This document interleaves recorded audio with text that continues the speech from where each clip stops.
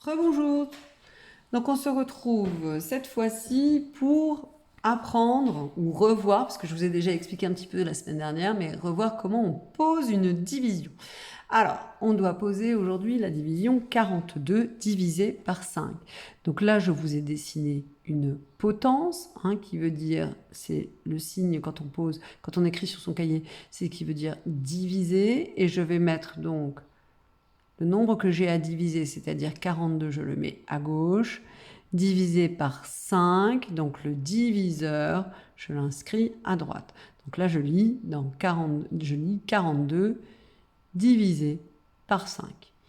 Alors, pour pouvoir réussir à calculer cette division, je dois me demander, dans 42, combien de fois est-ce que j'ai le nombre 5 ? Alors, je cherche dans la table de multiplication du 5. Donc j'essaie de me souvenir et de me rapprocher de 42. Et je mis moi, vous voyez, on a 5 fois 8, ça fait 40. Et puis 5 fois 9, ça fait 45. Donc moi, j'ai le nombre 42. Voilà. Donc il est entre 40 et 45. Je ne peux pas prendre un nombre qui est plus grand que 42. Donc je vais prendre celui qui est juste en dessous. Donc, dans 42, combien de fois est-ce que j'ai 5 ? J'ai 8 fois le nombre 5. Donc, 8, c'est le quotient, c'est le nombre de fois qu'on a le diviseur dans notre nombre à diviser. Si je donne 8 à chacun des 5, 8 fois 5, j'ai bien distribué 40. Donc, 40, je le retire. Voilà.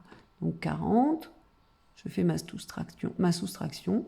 42 moins 40, il va me rester 2.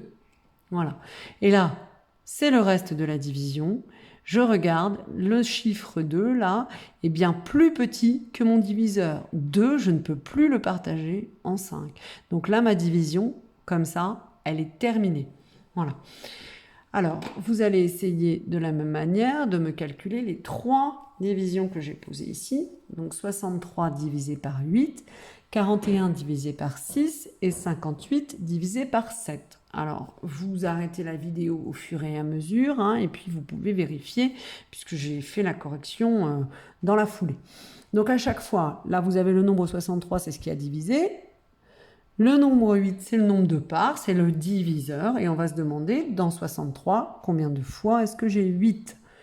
Vous allez faire la même chose avec 41, donc dans 41, combien de fois est-ce que j'ai 6 ?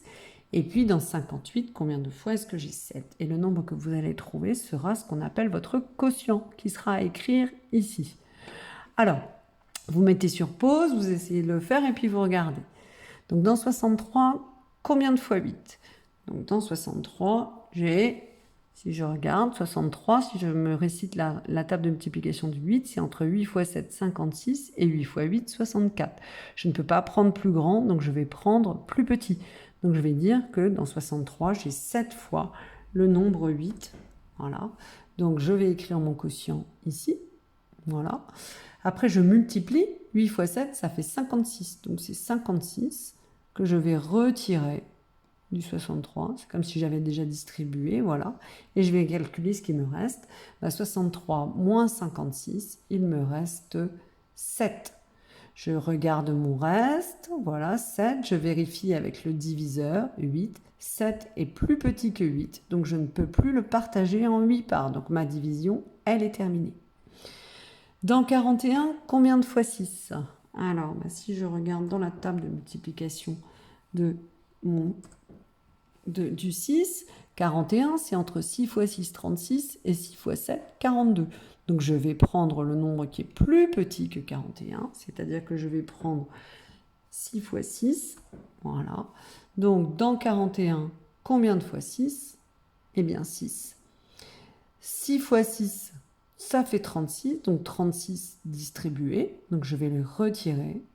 Donc 41 moins 36, il va me rester 5. Et je vérifie encore une fois, 5, le reste est bien plus petit que mon diviseur, ma division est terminée. Dans 58, combien de fois 7 ? Alors, même chose, je regarde dans la table du 7. 58 est entre 8 fois le nombre 7, 56, et 9 fois 7, 63. Donc, je vais prendre le nombre qui est juste en dessous. Voilà. Donc, dans 58, combien de fois 7? Ben, je ne l'ai que 8 fois. Je peux le prendre 8 fois. Voilà. 8 fois 7, ça fait 56. Donc, c'est ce que je distribue. Donc, je retire. Voilà. Hop. Et si je prends... Ah, pardon. Voilà. 58 moins 56, il me reste 2. 2, eh bien, plus petit que 7, je ne peux plus le distribuer. Ma division est terminée. Voilà, donc j'espère qu'avec ces 3 exemples, vous avez compris comment poser vos divisions. Et vous avez, vous, à poser les suivantes, voilà, dans votre cahier. Donc vous les posez, c'est pareil, vous mettez votre vidéo sur pause parce qu'ensuite, bah, vous pouvez venir regarder la correction que j'ai mise en dessous et que je vais dire tout de suite. Voilà. Alors, j'espère que vous avez fait votre travail. Donc, 45 divisé par 8. Dans 45, combien de fois j'ai le nombre 8? Je l'ai 5 fois. 5 fois 8, 40. 45 moins 40, il me reste 5 que je ne peux plus diviser. Ma division est terminée. Dans 29, combien de fois 4? Alors, j'ai trouvé que c'est 4 fois 7. Je peux l'avoir 7 fois. 7 fois 4, ça fait 28. 29 moins 28, il me reste 1. Dans 62, combien de fois j'ai 7? Alors, 8 fois 7, ça fait 56. 62 moins 56, il me reste 6 que je ne peux plus partager en 7. Ma division est terminée. Dans 42, combien de fois j'ai le nombre 5? Donc, j'ai trouvé que j'avais 8 fois. 8 fois 5, ça fait 40. 42 moins 40, il me reste 2. 2 est plus petit que 5, je ne peux plus partager. Ma division est terminée. Et enfin, si je prends le nombre 37 à diviser par 4, donc combien de fois est-ce que je peux avoir 4 dans 37? Ben 9 fois. 4 fois 9, ça fait 36, donc je vais les retirer. 37 moins 36, il me reste 1. 1 est bien plus petit que 4. Mon reste est plus petit que le diviseur, donc je ne peux plus partager. Donc ma division est terminée. Et voilà pour aujourd'hui.